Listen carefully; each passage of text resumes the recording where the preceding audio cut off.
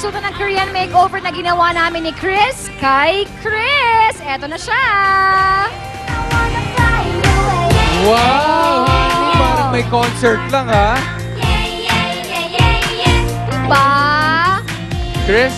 Chris, ano naman ang feeling mo? Ibang-iba na yung itsura mo. Ano feeling mo? So, I'm glad kasi sa ako sa namibayan ni Miss Chris na mag-style ng Korean. Yan. Happy ka naman sa look mo. Feeling ba Koreanang-Koreana ka na?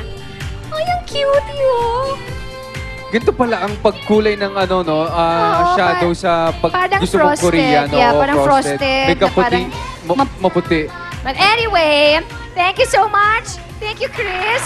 Sana ay naligayahan ka ng bonggang-bongga. Mukha naman excited na siya kasi alis na siya para makipag-meet na siya sa kanyang mga friends. Thank you sa ating mga sponsors. SM Home World, Teka Kitchen, Island Rose, telephone number 816-3091, Kitchen Studio, Koise Neo Flam with Ecolon, ACR Furniture, CCA, Center of Culinary Arts. Thank you very much. At happy birthday kay Ray Estacio, ang ating audio man. Happy birthday. Thank you so much. Guys, thank you, Chris, Steven, and Rocco. Thank you once again. Thank you for watching. And we'll see you again dito pa rin sa Love the Mister. Love Missy!